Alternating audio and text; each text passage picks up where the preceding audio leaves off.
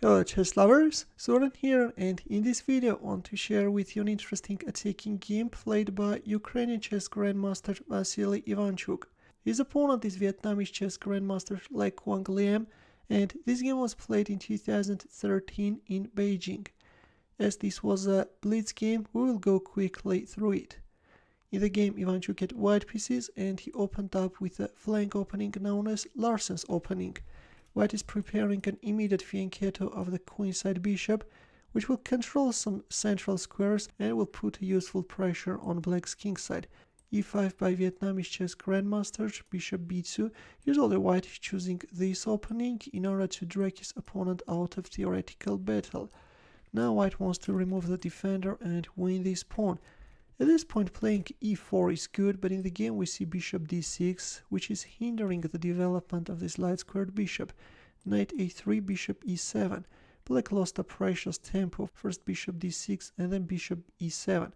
It's only the fact that this knight is on the rim that makes bishop e7 retreat possible. You can't win a pawn because in the end of the day this knight on a3 will hang. Knight c4 d6. Bishop takes c6, b takes c6, knight e2, after which both players castled kingside, c5, f4. Usually this Larsen's opening leads to positions very similar to bird's opening. The bishop is supporting the kingside attack. White is then playing queen e1, queen h4, and also is switching the rook into the attack from the third rank. e4, knight g3, rook e8, d3, bishop b7, knight a5. Ivanchuk decided to get rid of this bishop, which he did successfully, and then played knight f5. Now white wants to play knight takes e7 followed by bishop takes f6. That's why black moved back his bishop on d8 and queen e1. There we have it. Now white is throwing his queen on a more aggressive attacking square. Knight g3, e takes d3, rook d1, c4, c takes d3, c takes b3, a takes b3, queen takes b3. By activating his queen, black managed to win a pawn, but that doesn't mean much. All in all, we have an equality on the board. Bishop f6. Finally, black managed to get rid of this aggressive bishop. Knight f5, g6, queen h4. Counter-attacking black knight, and by playing g6, black somewhat weakened his kingside. Knight h5. According to Stockfish, g takes f5 is also playable, but believe me, making this move in a blitz game can be very risky. That's why in the game we see knight h5, which is allowing white to gain initiative. Here comes knight e7 check, king g7. This is already a serious mistake. If only like Quang Liem knew that trouble was brewing, he would have played king f8, kicking away this knight as soon as possible. Now of course knight c7 can't be played because of this check. That's why white should move back his knight on e3. And all in all, we have an equality on the board. Maybe a more preferable position for white, but this is a better line than the one which we see in our game. In the game, king g7 was played, and there comes f5.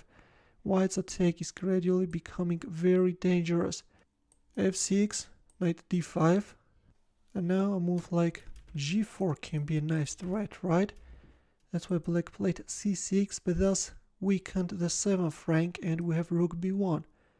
Queen takes d3. While black queen is busy with munching pawns, white is intensifying the pressure, and the rook is already on the 7th rank. King h8, f takes g6. Now if c takes d5, then queen takes h5. Black played h takes g6 and lost the pawn on f6. Queen e3 check, king h1, queen h6. Black queen hurried to support the king, but already it's too late. At this point you can pause the video and try to find Ivanchuk's next move. Ready? Well, at this point there are too many moves which are allowing white to win. You can play g4, that's also winning. Or even this rook h7 check is winning, you know. You are just winning the queen and then playing g4. If rook takes e4, then queen h3. I'm pinning the pawn and then winning this guy. But in our game, Ivanchuk made the most precise move and met Queen h6 with a brilliant queen sacrifice. How do you like this move, guys? The queen is untouchable because of rook h7 checkmate. So queen g5, black answered with a desperate knight g3 check, and we have queen takes g3. Rook b8, rook h7 check. At this point, Ivanchuk hurried to win black queen. Maybe already the players were in a time trouble, who knows. But it's a little bit strange that he didn't go for queen g5 sacrifice once again. Instead we see rook h7 check. Yeah, going for queen g5 could be really great, you know, sacrificing the queen twice on the same square. Instead he hurried to win black queen. Queen takes d6. Although rook f7 check allows white to mate faster. And then check checkmate. Instead we see queen takes d6, rook f8, and now you have to be very careful. If rook takes f8, then there is a backrank weakness, you can get checkmated. That's why Ivanchuk won the rook on f8 with the queen, and finally at this point resignation followed. A nice game by Ivanchuk, which I hope that you enjoyed greatly. Larsen's opening can lead to a very fierce attack, right? In the end, a chess puzzle for you where the task is to find the winning line for white. As usual, we'll wait for your answer in the comment section. By the way, a winning idea like this, which you will find in the solution, can be met very often in real games. Thanks for watching, we'll see you in my next video.